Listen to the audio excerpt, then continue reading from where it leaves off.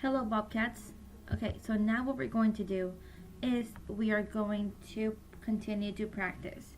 So I'm going to read each problem for you, and then we're going to pause the video. You're going to solve it, and then you're going to check your work. Okay, number 1.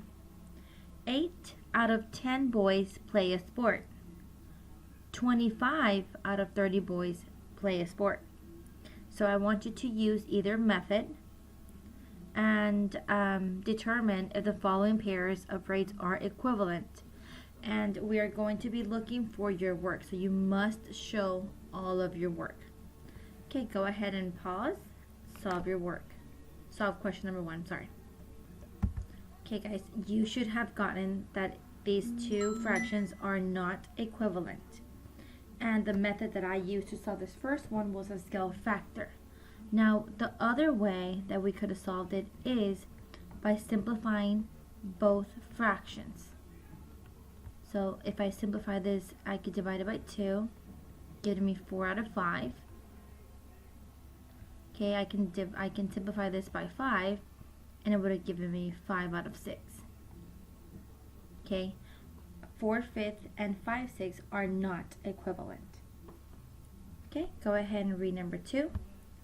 3 teachers for 63 students, or 7 teachers for 147 students. Go ahead and use either the scale factor method or a simplifying method to determine if they are equivalent or not. Okay guys, so for number 2, we see that if we simplify the 3 out of 63, we get 1 over 21.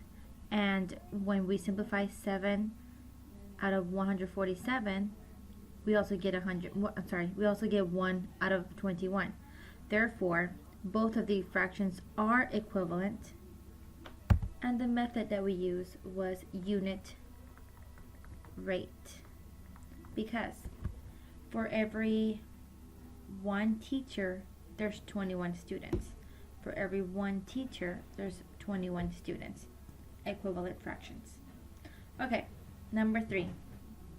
Luisita earned $88 for 8 hours of babysitting.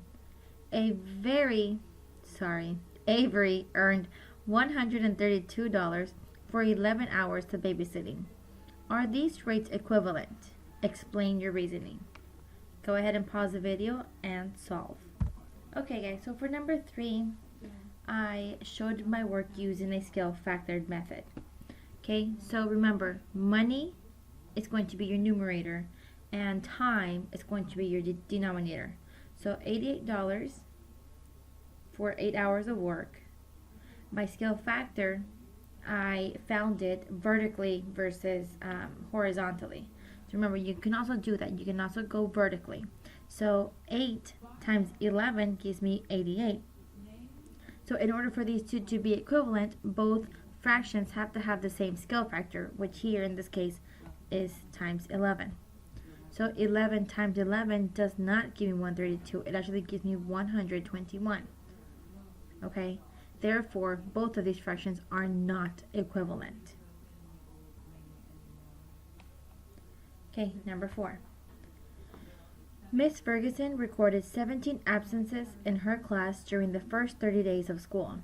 During the last 60 days of school, she recorded 42 absences. Are the rates equivalent? Explain your reasoning. Pause the video and solve for your work. Okay guys, on number 4. I have 17 out of 30 and then 42 out of 60.